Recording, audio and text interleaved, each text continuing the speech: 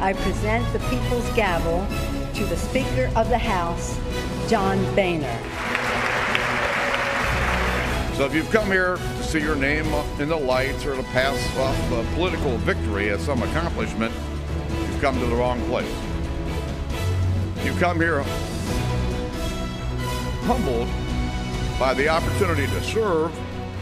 If you've come here to be the determined voice of the people, then you've come to the right place.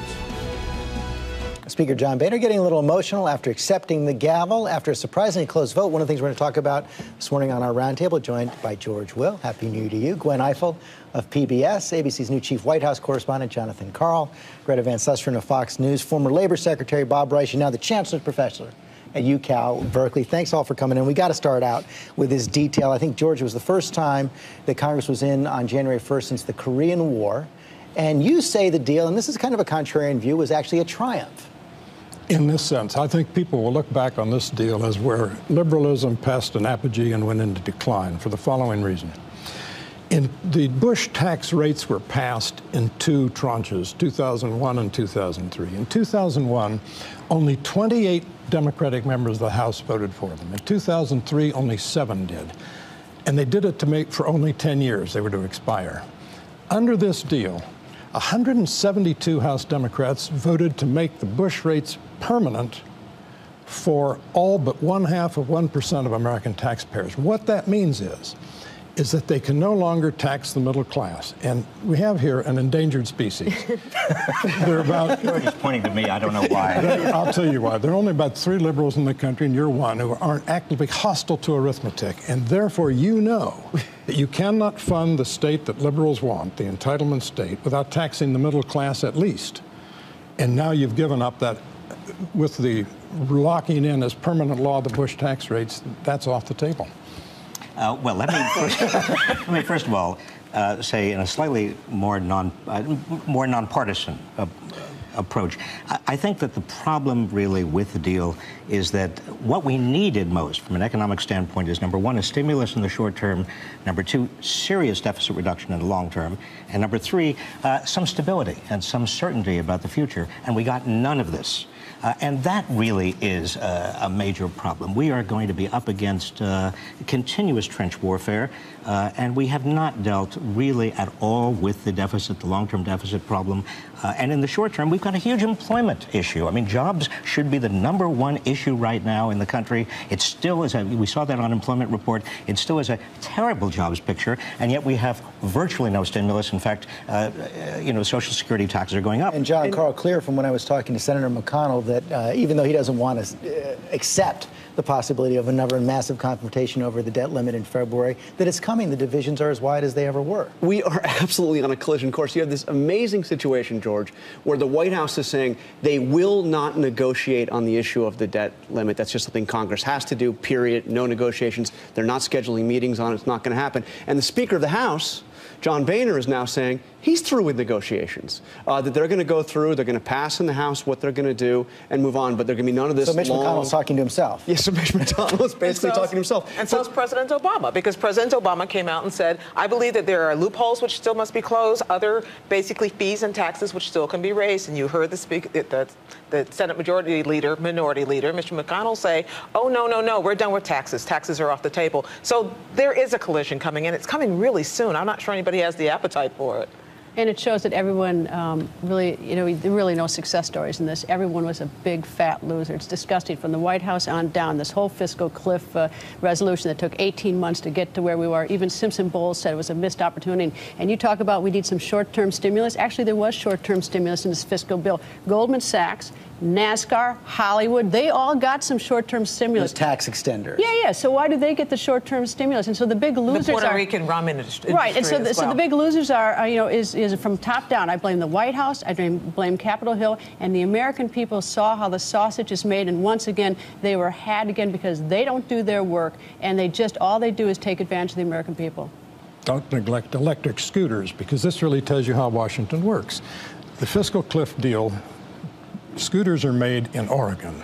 Senator Wyden of Oregon said it is unfair that the federal government uses tax credits to bribe people to buy electric cars. That's discrimination. Therefore, we ought to have a tax credit to bribe people to buy electric scooters, which we now do. Yeah, but the point is that this fiscal cliff is a big, fat lie. It did have some stimulus for its special interests, its little sort of, its pets, its Congresses and the White House's pets, and that's disgraceful. And they didn't do their job. They've known about this for a long time. If you don't do your job, you don't do your job, you don't, none of us, we'd be out of jobs. And instead, and the media lets them off the hook saying that's the way it's always done. Well, maybe it should stop being that way. The real question, the practical question is, what are they going to do now, faced with not only another fiscal cliff, but also this debt ceiling? I mean, I think that the showdown over the debt ceiling could be much, much worse than anything we've seen so far, because they're just dug in. Both sides are dug in. George, there does seem to be a division inside the Republican Party right now. You do have some voices saying, that phrase the Wall Street Journal used, shoot the hostage. You should be willing to shoot the hostage,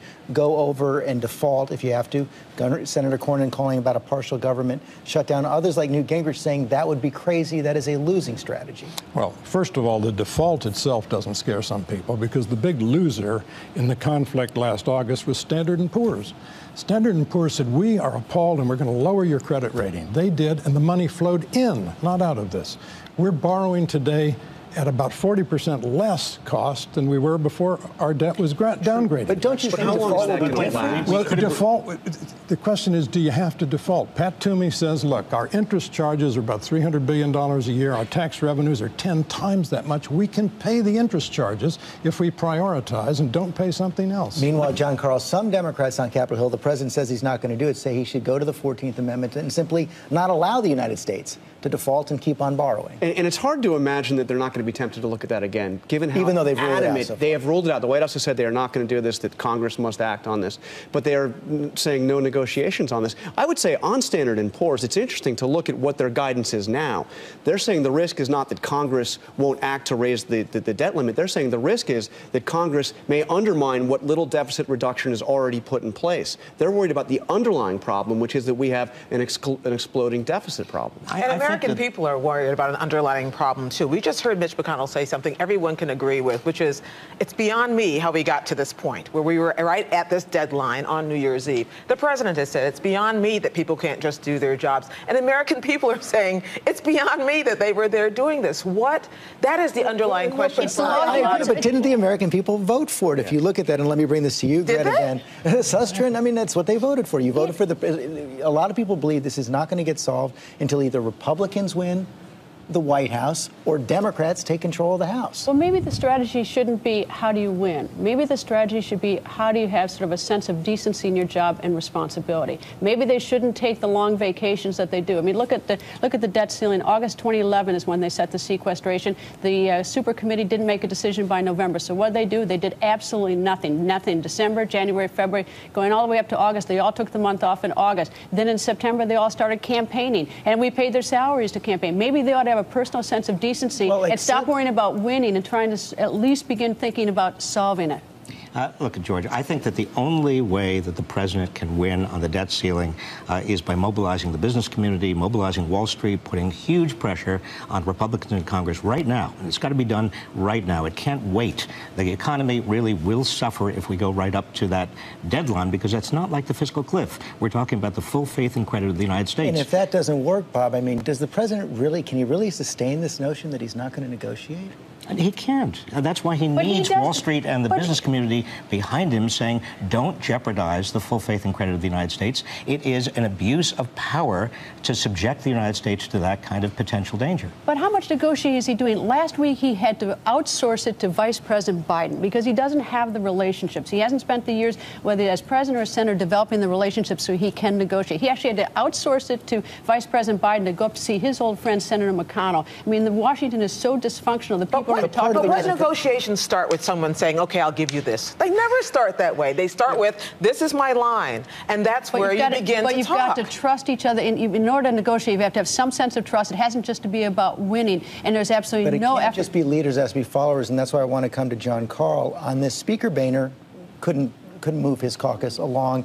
And you were on the floor during the vote for his new speakership, and it was a lot closer than anyone really expected. Look, there were only 12 Republicans who did not support him, right? But it was incredibly dramatic because 17 was the number. They would force it to go to another ballot, and then who knows what would happen. And there was a moment during that vote, as I was watching it on the floor, where there were more than 17 that were still out there. Some that let their names go by without voting the first time. And you could see the speaker's staff on the floor. You could see the staff for the whip, McCarthy, on the floor, keeping vote tallies, and worried this was going to go the wrong way. Meanwhile, this was a real shot across the bow. And those House Republicans who are worried about Speaker Boehner did not vote for the deal, are doing exactly what they believe their constituents elected them to do. They are dissenting from the great American consensus. I again think the journalistic narrative about Washington today is 180 degrees wrong. The problem in the country is a consensus that is broad. Republicans subscribe to it too, which is that we should have a large, generous welfare state and not pay for it. That's the point about extending all the Bush tax rates for all except 0.5% of the country, is that we have now put off limits the source of money in this country, which is the middle class, so we're not going to pay for the welfare state. I think, but they're coming back for more tax increases. That narrative is fundamentally wrong. I think that what the public does not fully grasp is that it's healthcare costs in the future combined with aging baby boomers that are driving these out-year deficits. It is not Social Security. It is not Medicare and Medicaid. It is the underlying dysfunctionality of our healthcare system, and the Affordable Care Act did not do enough to control long-term healthcare costs. That's what everybody in Washington ought to be focusing on right now. But 10 years from now, 20 years from now, we're going to see two big changes in American life. Much more reliance on private savings and means testing of entitlement programs. I don't care who's president. I don't care who runs Congress. We're going to have both of those. And as early as tomorrow, we're likely to see a new nominee. I'm going to switch subjects right now for Secretary of Defense Chuck Hagel. The White House saying the phone call has not been made to former Senator Hagel yet, but it is almost certain to happen. And one of the things we've seen, Gwen Ifill, right here is an extraordinary amount of politicking before an appointment is made, trying to force the president to change his mind. There are so many trial balloons floating around. It like blocks the sun at this point. We saw a trial balloon for Secretary of State. We've seen trial balloons for Chief of Staff. We've seen trial balloons for Treasury Secretary, even though it looks like it's going to be the same people we hear all along. And what I don't understand about the trial balloons is why you don't just pull the trigger and do something about it. In this case, that did not happen with Susan Rice. That has not happened with other nominees, partly because of the distraction of this this fiscal cliff debate. But I think in the case of Senator Hagel, with everyone coming from different sides, the left and the right and the pro-Israel caucus and you name it, coming down on him, gay rights supporters, all coming down on him at once, the White House sounds like they're now prepared to actually do something about it and make people put their money where their mouth is. You saw Senator McConnell, who's praised Chuck Hagel in the past, suddenly saying, well, let's wait and see. We saw Chuck Schumer, who's praised him in the past, saying, let's wait and see. Well, Chuck Schumer, that's important. A Democrat, and that's because there's so much concern among these people who've raised the questions that they say that Chuck Hagel is not sufficiently pro-Israel. There's already been an ad against him. We'll get this from the Emergency Committee for Israel. And while President Obama says all options are on the table for preventing a nuclear Iran, Hagel says military action is not a viable, feasible, responsible option. President Obama, for Secretary of Defense, Chuck Hagel is not a responsible option. John, Karl, that's caused some concern among Democrats as well, as Gwen mentioned, Chuck Schumer. So I guess it gets to the question is why is the president so determined to go forward with this? Well, he thinks he's the right guy for the job. Thinks having an enlisted Vietnam veteran running the Pentagon who agreed with him when it came to Iraq and on Afghanistan, he's the right guy to do it. But I've got to tell you, there's going to be a big problem in the Senate on this. I mean, I talked this morning to a top Democratic staffer in the Senate who said this is not a guarantee that he will get confirmed, that there are enough Democrats that are concerned about Hagel to put him well short of 50 until he makes the case. I mean, I think ultimately he gets confirmed, but this will be a real battle in the Senate. There is a puzzle here. With all of the fights that the president has coming up, why is he doing this? I mean, there are a lot of other people he could be putting up, but why is he expending political capital in this way? Well, I don't understand. He didn't want to see his two top picks for national security jobs didn't they say the same to go thing? down. He already gave up on Susan Rice. He wasn't going to give up on his second. He's also a Republican. Let's not forget that. Well, that also is some up to a I think point. that Well, was the original intention. Right, that was the original intention. But look, I mean, the guy's the president gets to choose. and he's going to have a hearing. He's going to answer all the questions, and without all of us sort of, poking at him and all of his critics coming out and running ads against him, I'd sort of like to hear what he has to say. The fight doesn't begin until the nomination is actually made. All this pre-fight is fun to watch, but in the end, these guys have to show up, take their questions, get his answers, and vote or not vote, and decide whether it's worth it to them to expend the political capital to go against the president. There was a big difference with the Susan Rice case. That battle didn't make it. He didn't even get nominated. But in this case, the White House has been much more aggressive in defending Hagel even before the pick was made. It is an odd pick, first of all, because if you pick a Republican, a Democrat picks a Republican, he ought to be someone who thinks like Republicans and is liked by Republicans, and neither of those are true in this case. Furthermore, he doesn't think the way the president thinks, or at least the way the president talks about Iran and sanctions and negotiating with Hamas and all the rest, engaging the military, all that stuff. He's in line with the president on Iran. I mean, they both believe you should try negotiations, that the military should be a last resort. He's saying it's not irresponsible to talk about a military option right now. I think what he says is it's a last resort and fundamentally a disastrous resort, and the way he describes it is it's so disastrous it's not a realistic resort, which may be right.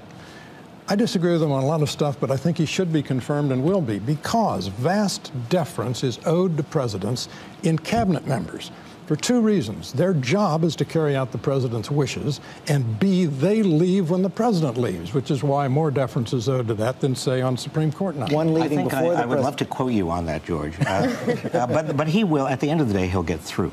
I can't imagine a Republican Senate, the Republican senators rejecting a former Republican senator.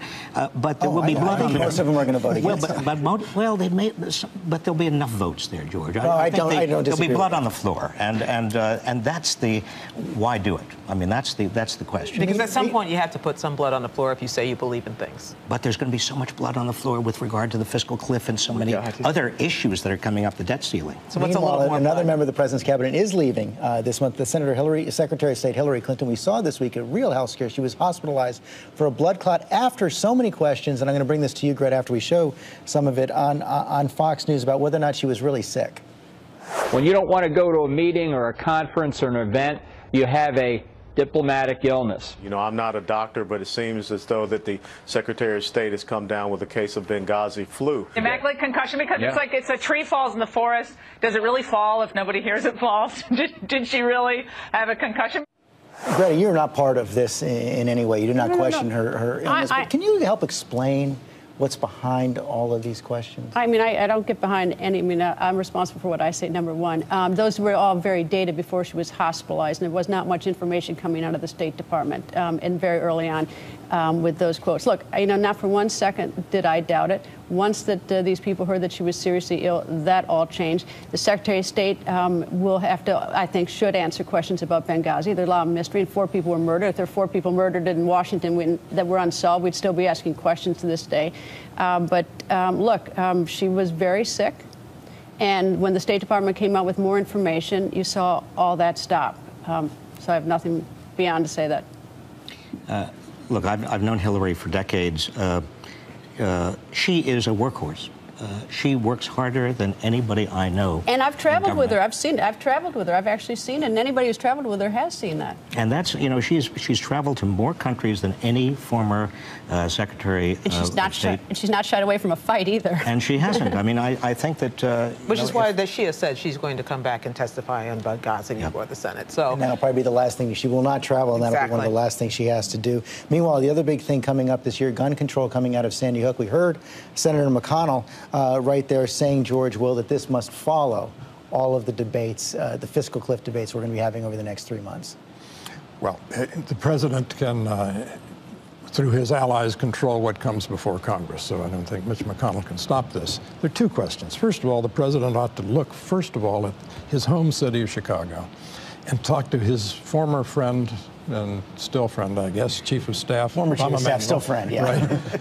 Where they've had more than 500 murders in Chicago last year, most of them gun violence, and see if gun control has anything to do with that.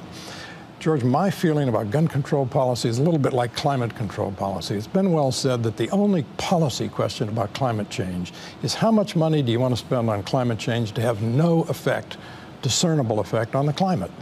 And the same is true with gun control. I do not see how you can write a law that will have much effect on what they're experiencing, for example, in Chicago. You know, we should take a look a little bit more at ourselves from top to bottom. I mean, we have so much violence surrounding us that we think is okay. When we go to the movies, we see it's okay. Obviously, you can't legislate against things like that. Even the President of the United States has rappers to the White House who say horrible things. Nobody's scandalized. I mean, there's no sort of effort for us to start look at ourselves and how we're numb to violence in our culture. I'm trying to figure out whether any rappers have resulted in the deaths of school children. I don't think it's all school children. There were 2 firefighters that were murdered on December 24th. They weren't school children. This has put a highlight on the problem. But as George points out, every weekend there are people killed on street corners in Chicago. And if you look back over the president's statements about gun violence in the wake of Newtown, and you look at what people like Secretary Arne Duncan have had to say, they always talk about the broader idea of violence, not just about guns. What's on the table right now for Vice President Biden, the people who are trying to figure out what to do,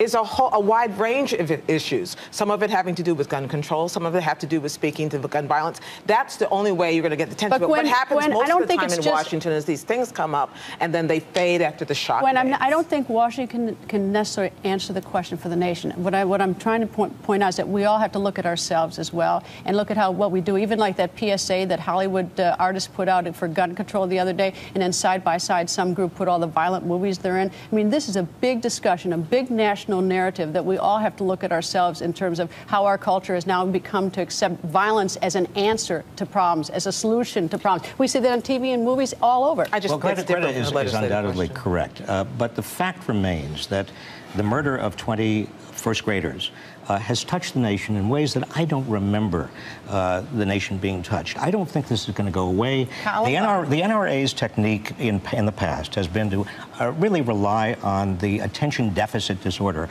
of America. Basically lay low until attention is no longer placed on this. But we are having now a national discussion of a sort that we have had to have. And John, I think Bob's right about how there was an initial spike in attention and concern right after Sandy Hook, but it does seem to have subsided just a bit according to the most recent polls, and that's why the White House knows that speed matters here. They're going to have to move quickly. Speed matters. I mean, I think that there was a moment right after Sandy Hook where you could see some movement for the first real gun control legislation to pass in some 20 years. Among Democrats. Among Democrats who were strong supporters of the NRA. But I've got to say, just heard Senator Heitkamp didn't seem all too enthusiastic about moving forward on gun control. And it's not going to happen soon, right? Because there's no way Congress is going to think about anything along those lines until we're done with the fiscal cliff mess, the debt ceiling, the funding of the government. We're at least 2 or 3 months away before this can even be considered. And that's a lot of time. I mean, we do have attention deficit disorder, and I think that it's going to be a real challenge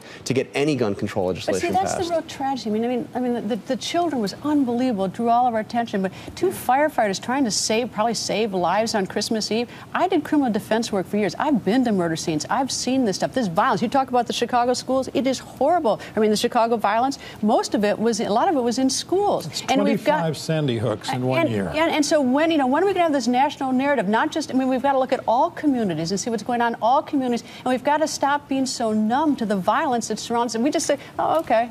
Real quickly, how many of you think that there's going to be a serious package of reforms passed by Congress this year? On guns? I think it's as likely as a serious package on immigration reform and energy and climate change and all the other things the president has set high on his list. I think it will happen, George, if the president gets behind it, gets chiefs of police, mayors, mobilizes the public and the people who are likely to be supportive of it. Well, define serious. If by serious you mean makes a difference in gun violence, no. But some laws will be passed.